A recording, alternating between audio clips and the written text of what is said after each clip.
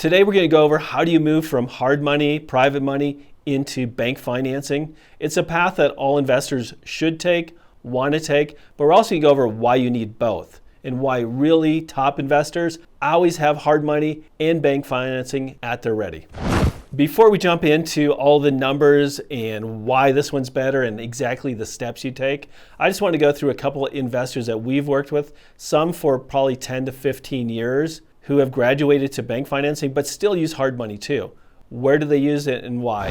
First, we're going to go through Mary. Mary is a developer. She builds big homes here in Denver, anywhere between 2 and 4 million. So she has banks set up for the majority of the construction period. But she also, when she buys or finds a lot or a house that she wants to scrape, she comes to a hard money lender because she wants to get it quick and buy it with 100% financing if she can by using other properties. She will cross-collateralize, use other properties to make sure she gets 100% financing with us.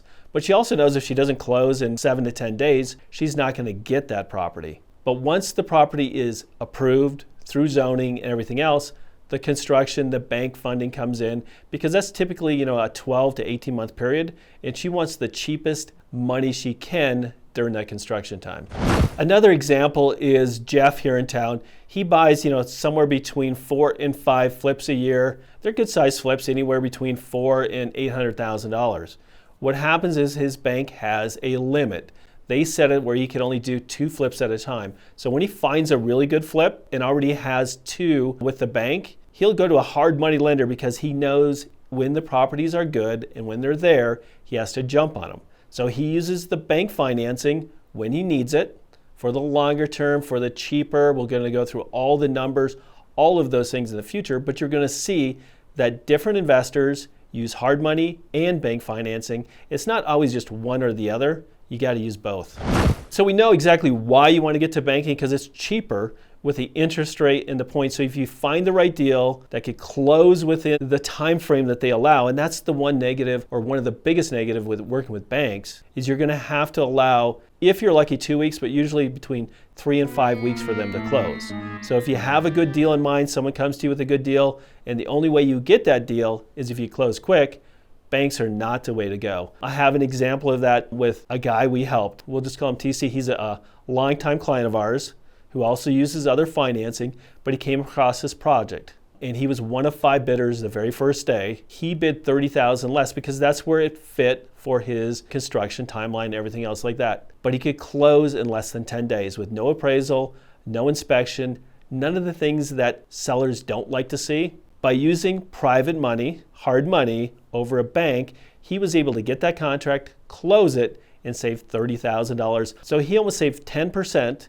and got the deal because he used hard money. So that's what I'm saying is we're trying to get you to banking, but just as an option that when it makes sense, you use bank financing. When it makes sense to use hard money, you use hard money. So the other things you have to think of and grow, as you start your project, our banks are going to require experience. They're going to require good credit and income.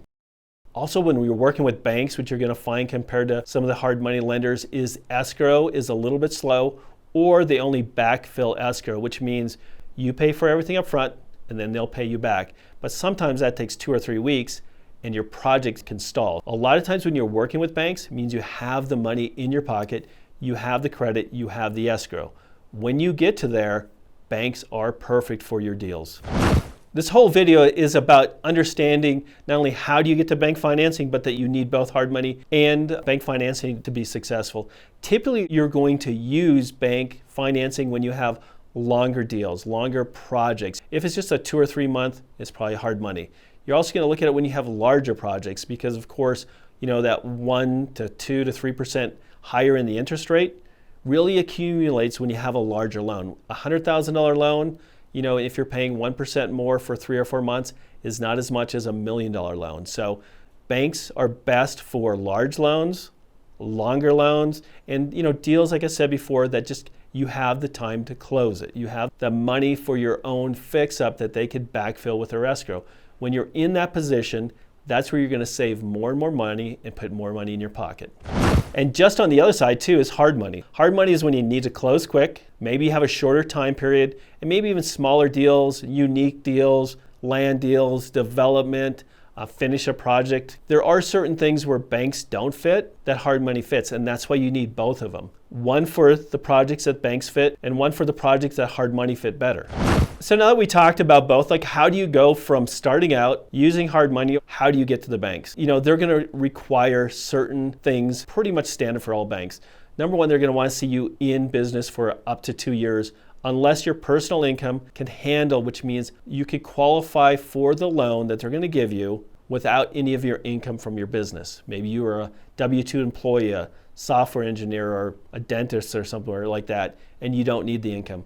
But if you're a typical real estate investor, you need 2 years of experience, and you're going to have to show the income so the banks can qualify you. And during that 2 years, they're going to want to see your experience. They're going to want to see at least 3 deals that you did that were successful. So you want to make sure you're in business for 2 years. You want to make sure you're doing at least or have done at least 3 successful projects, and you want to get your credit score up there. Just like anything else, they're credit score driven, the majority of them. They like to see credit scores at least at 680 and above. If you're starting out and your credit score is not there, you need to work on that.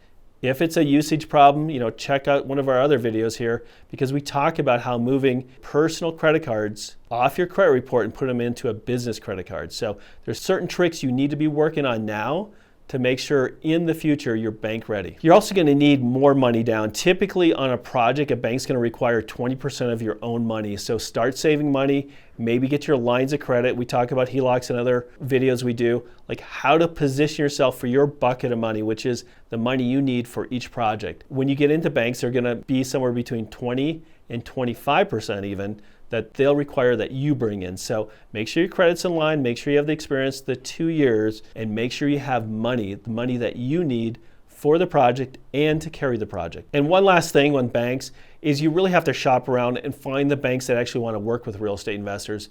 Most of the large banks, the Chase, the Wells Fargos, they're only going to work with a very, very select few. It's typically your local either credit union or small bank that are looking for investor loans. That's what they focus on. That's what they want. As you move through and get your experience, start reaching out, finding the banks in your area that love to work with investors. So everyone needs both the bank financing and the hard money, but you should always be working for or towards the bank financing if you're starting with hard money, private money. That should be your path. If you want us to help you maybe locate banks, because we know a lot of local banks in most of our markets that actually love to work with investors and what their guidelines are. So if you have a question on what banks in your area work with investors that you could look at, reach out to us. I have my email below. We'd be glad to give you that information. On the other side, if you're looking to close quick, or you're looking for a gap loan, or maybe finish a project loan, anything like that that is unique outside the banking, maybe you don't have the 2 years in business or the experience, anything else like that, we would love to be able to help you with a fix and flip loan, a bridge loan, private loan, hard money loan, gap loan, whatever that is, whatever unique loan that we can help you become successful in real estate investing. If you're looking for more information, how to make money work, check us out in our next video.